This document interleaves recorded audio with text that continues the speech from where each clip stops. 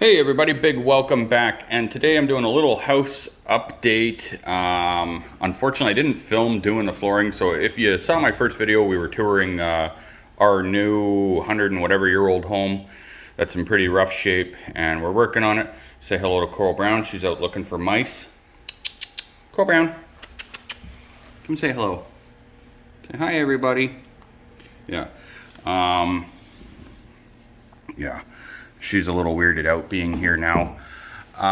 So I got my buddy Yvonne. He's not here. He's on his way here right now.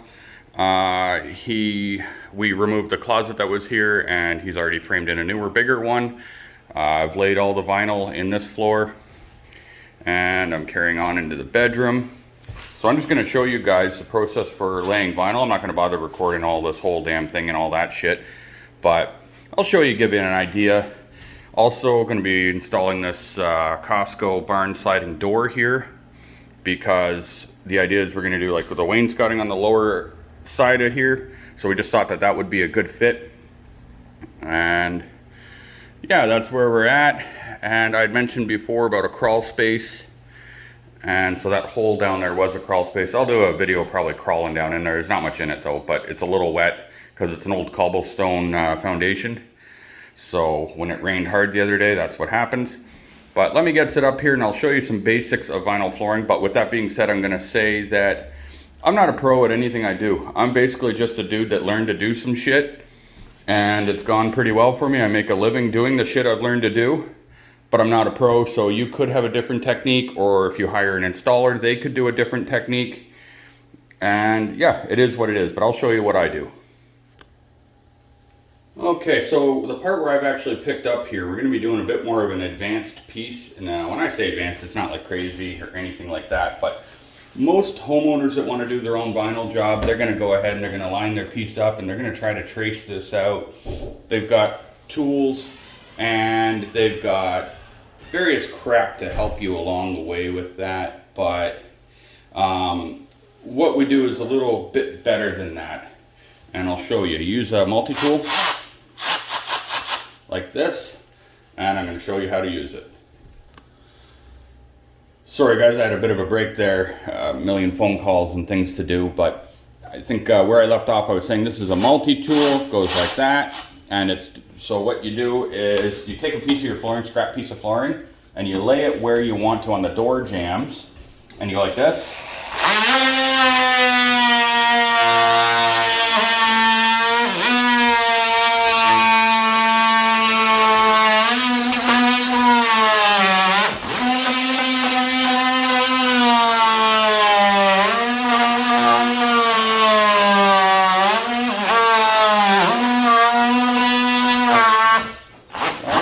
So now I've got the height there, and now I've got to do it along the bottom here, which is great in this particular house because this is ACMs, which is asbestos containing materials, or so I suspect. I'm quite positive it is. And you're not supposed to mechanically grind it, but in this case, I'm gonna, so I don't give a fuck.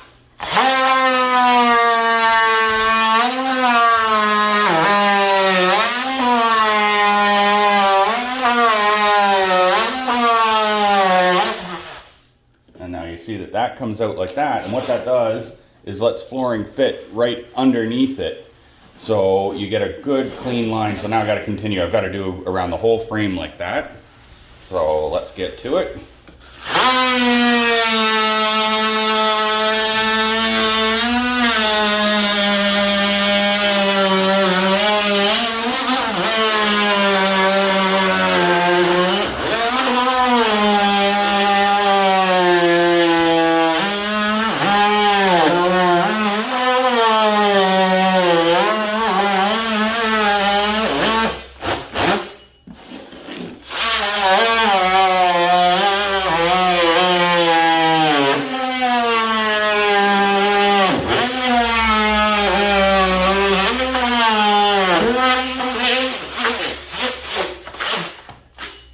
Gotta scrape these pieces out.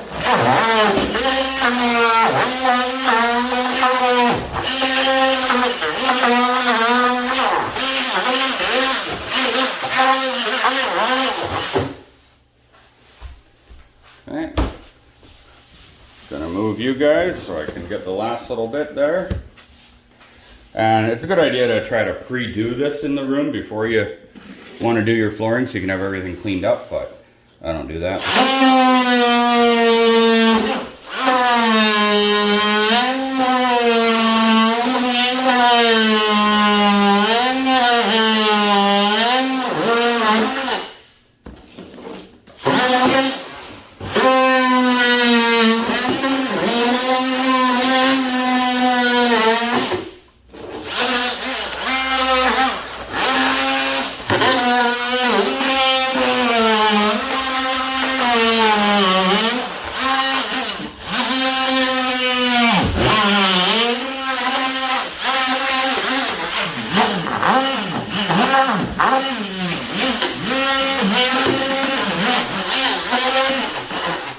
Okay.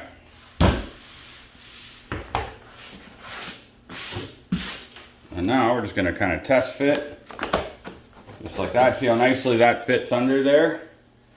If you guys can see that, let me zoom in for you. So it's a really nice clean look. And then it's up to you. Some people will take DAP or something and do the seams, but you definitely don't need to. Oops, there we go, focus for you. So now it's not to say I don't have to trim my piece because it's not going to perfectly fit anyway. So let's go ahead and I'm going to position the piece and show you what I mean. So now I'm still going to have to draw and do a little cutting to make this work out. So I'm going to lay my piece in as close as I can get, more or less. And I'm going to take my marker here, see if I still got my marker. I use a Sharpie normally, which I don't seem to have. Let me go grab it. Okay, Sharpie time. So basically this is gonna come out, I just eye it, okay? So I say I got an inch here. I want to come out a little more than that. And across. So let's go cut that. Okay, so I've cut my piece and now we're going to see how good I got it. Let me just get the broom and give that a bit of a sweep. You don't want any debris or junk in your locks because that will screw it up. A little compressed air would help with this, or using the shop vac, but I think we're okay. We'll see. So then, yeah, we should be okay. So what happens is I've got to actually put the piece in before that spot. I'm going to zoom you guys out and show you what I mean.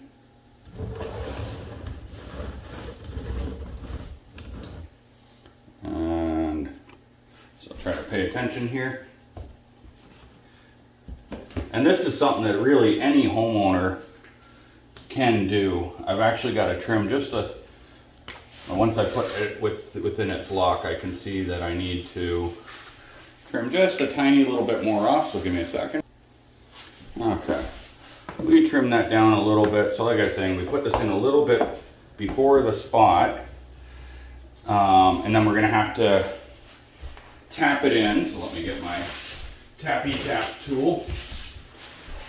So you can get a block like this from a kit.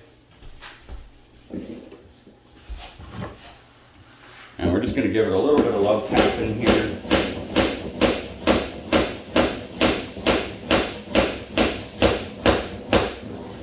Okay. So, because I can't see exactly what I was hitting in there, now I know I've got this space here. I can actually go like this. And I'm going to go ahead and I'm going to notch my piece back within that, because I know I'm still going to go further. So let me go trim this again. Sometimes a bit of trial and error to get it exactly where you want it. Give me a second. Okay, back again like Slim Shady. Okay, so now what I did was I basically just cut along that contour, and what that does, even though we're not going to see it, so this is where a lot of people would stop. They just contour it like that and call it done. But once we actually do the little tappy tap method, that's all going to disappear under there.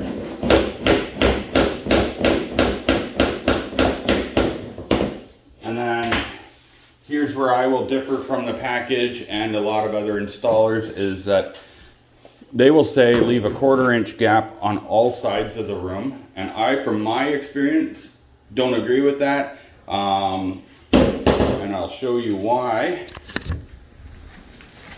When you follow that rule on the package, you end up with,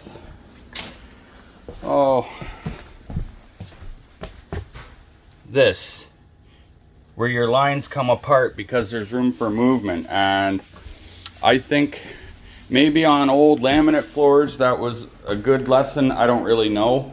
But when I install vinyl, I try to put it reasonably tight to the wall, and I've never been called back to fix it.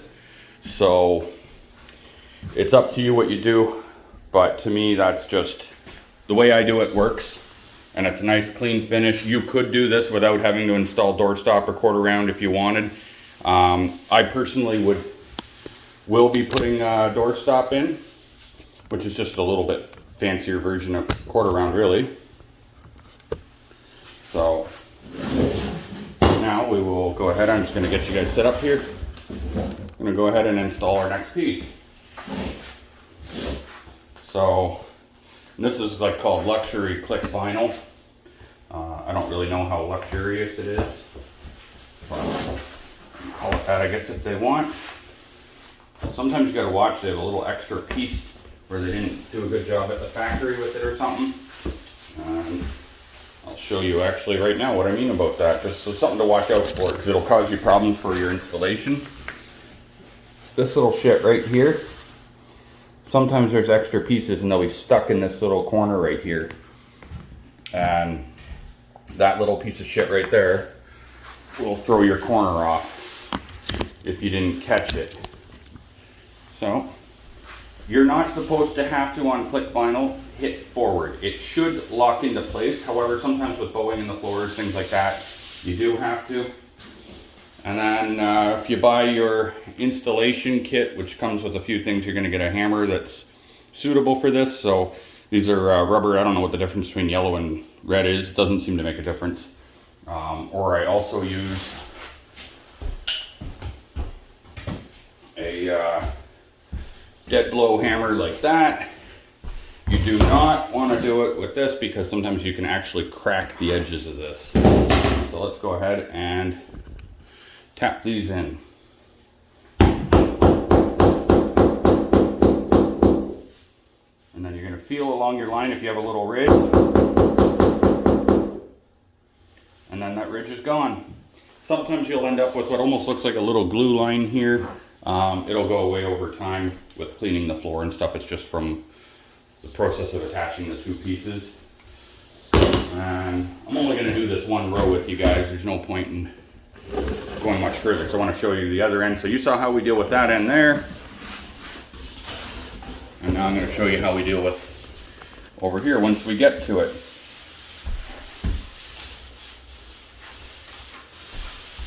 So if we have to cut, which this piece we don't, the next piece we're going to have a little tiny cut, and I'm going to show you what you're going to do with that.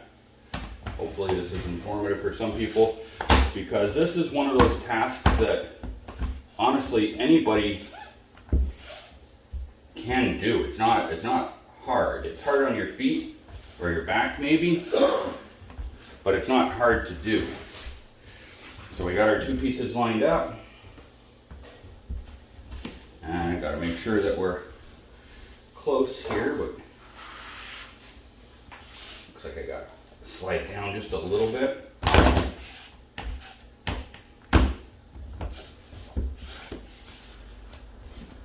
Should be good. We're going to whack it, and then we're going to show this. We're going to whack it.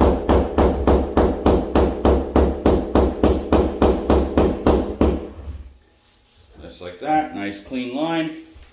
And then over here, I'm going to show you how you handle the corners. So let me get a proper cutoff end that I've got, just so I'm not wasting a full piece.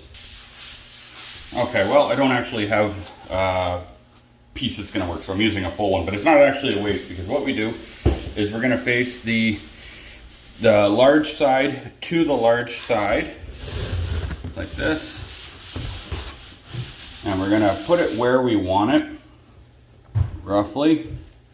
And you're gonna go like that large side to that large side. And then when you mark it, we're gonna get, so I'm basically just gonna mark it on the line of where they would join. And then I've got a laminate floor cutter. It's actually meant for laminate, not vinyl, but does just fine for vinyl anyway, so I don't care. This is like 60 bucks at the hardware store, and makes it a lot easier than trying to freehand it with a knife. So you'll see I'm gonna come right here, just like that. There's my little piece. It'll have little strings on the end when you're using this technique, but they don't matter for anything. And because I did it reverse, this actually gives me the little piece I need right in here. Like I said, I do it a little bit tight.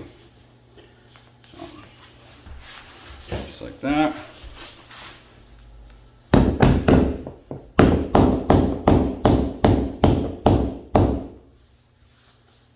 Just like that, she's in there. And yeah, that's it. I'm gonna go ahead and finish this room up. But yeah, I know it's not an exciting video, but if you ever wondered about how to do vinyl flooring, it's not that difficult. I'll show you kind of when you go around, the difference that those little corner, the effort it takes to do those is worth it, because we don't have any gaps here at all. And then the gaps that are right here, it might be a tiny bit. This is where you put your doorstop or cord around, so that won't matter. And yeah, that's it. That'll wrap up this one, I think, guys. And I will try to make some videos on other shit we do in the house, basically. My buddy Yvonne, he makes videos, but they're not appropriate for YouTube. Here on some sharing platform, I don't know, something called Grindr. I've never even heard of it, but apparently it's good. So anyway, see you guys next time.